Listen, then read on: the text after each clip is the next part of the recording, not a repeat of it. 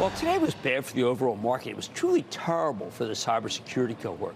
The whole group was eviscerated thanks to the pin action from a small cybersecurity outfit called Tenable that reported a generally decent quarter, except that it lowered their full-year billings forecast, sparking fears of a slowdown in the industry. But is this a cybersecurity problem or just a Tenable problem? We know that companies are cutting their budgets everywhere, including tech spending, but does that really include cybersecurity? Are companies really holding back? Can they afford to? I'm not sure, but I know who to ask. Cramer at Palo Alto Networks, the cybersecurity chief, which is also presenting at the annual RSA conference in San Francisco this week. This is a key investment club name. So let's take a closer look with Nikesh Arora, the chairman and CEO of Palo Alto Networks, find out more about what's happening in this industry. Mr. Arora, welcome back to Mad Money. Thank you for having me, Jim. Okay, so Nikesh, we're starting to hear from very smaller companies that there are industries, whole verticals, financial services, banking, technology, telecom, that are either slowing down their cybersecurity or saying, look, we've got to figure out what to do before we start spending. And yet, at the same time, I've got a document from the president saying you better start doing this stuff now. And all I ever hear about it, the only area of the entire economy where spending might be going up is what you do. I'm wondering whether I'm listening to a company that is losing business, and now I'm talking to a guy who's gaining business. Well, Jim, first of all, thank you for having me. As you know, I'm here at RSA today. There's a lot of excitement and buzz out on the floor. Every RSA ends up with some sort of a theme. And the theme, I've been walking around listening to people, they're all excited about AI. They think the moment of AI has already arrived. We've been talking in the past, you and I, about how there's a huge debt in cybersecurity that needs to be paid. And the way that debt gets paid is through more automation and more AI. I listened to the national NSA director yesterday here who talked about how the threats are continuing to rise, more zero-day attacks, more use of AI across new threat vectors. So I don't think the bad actors are taking a recession break. No. Bad actors continue to drive more and more activity. We're seeing nation-state activity. So on the adversary side, the activity is not declining. The introduction of AI, which has both a positive and a negative side to it. You're going to see people use AI to start creating new malware and start experimenting with ChatGPT. So I don't think we can let our guard down. I don't think this is the time to pull back and say, okay, I'm going to take a break. And when the world is looking like a better, happier, much more economically sort of bountiful place, we'll go back and start protecting ourselves again. Well, are you seeing these longer lead times, hesitation, maybe companies saying, you know what, I can hold back? Well, Jim, we've talked about this. The economic climate through the first two quarters, which you and I have talked about, has been pretty consistent, where customers are looking at what's happening to them and paying attention to see do they need to do belt tightening, so they're more cautious. We've talked about the revenge of the CFO. They're scrutinizing deals. They're taking their time, and that trend is here to stay as long as we keep going through this economically uncertain environment. But I don't think they're being silly by saying we're not going to spend money on protecting ourselves. But at the same time, I've seen your numbers grow and grow and grow. So if that's the environment, you seem to be triumphing over the environment. I don't want to be concerned as a shareholder that it's just been hard and you're winning. Well, Jim, we've talked about how in the moments of uncertainty, what's going to happen is you are seeing small, medium-sized businesses think about how they attribute their spending.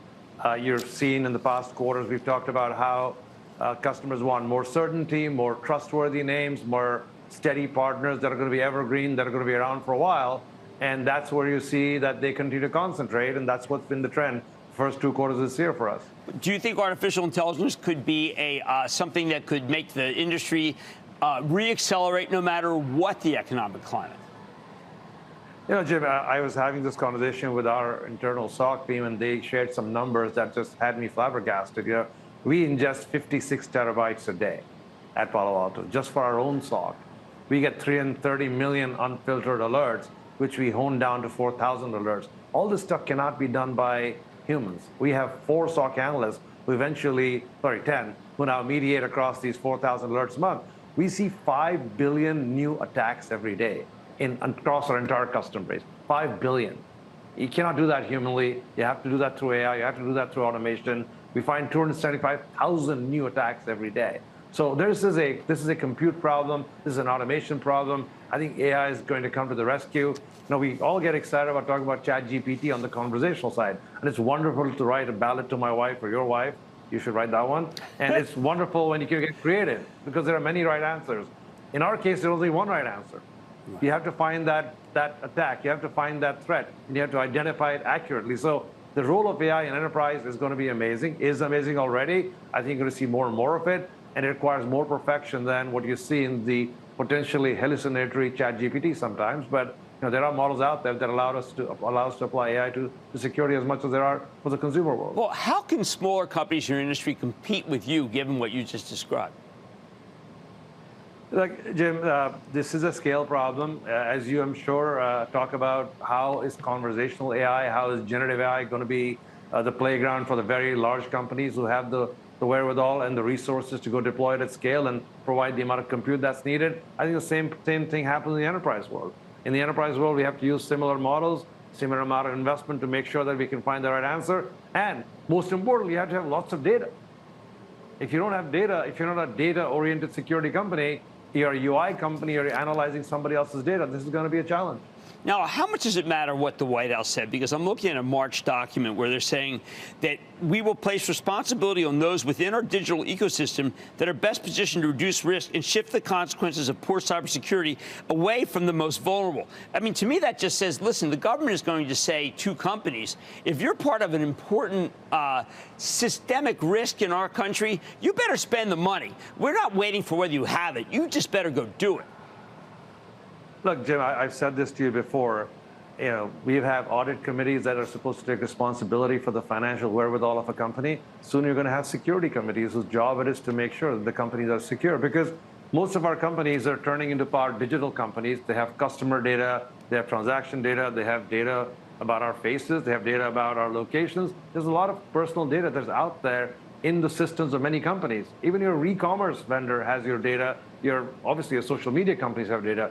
That data has to be held responsibly, because if you don't hold that data responsibly, there is a risk that it gets hacked and bad things can happen. So the government is trying to make sure that everybody who has consumer data has a responsibility to keep it safely. And they're making sure you understand your responsibility, because it is no longer acceptable that I did not upgrade my infrastructure or the dog ate my homework. You have to be accountable, you have to be responsible, and that's what they're reminding us this is our responsibility, which bodes well for, I guess, companies in our sector, and also means that a lot of companies have to step up and pay attention to whether they have secure infrastructure or not. Well, to me, it's one of the best secular growth themes out there. Let me just ask you, because you know security better than anyone, should we be worried about TikTok? Our kids are all on TikTok. Look, Jim, I think it's very important that many countries around the world have shown us that our data should be held securely within our geographies. And a lot of companies have implemented that strategy because, as you can see, if there is data about everything that we do, now today, AI can recognize your face, AI can fake your voice, AI can make a video with you and me chatting. Very soon, this video will be made by AI. You and I won't have to actually do this. You might just even write the script. So, if all that stuff's going to happen, you got to be very careful about all the data that's out there.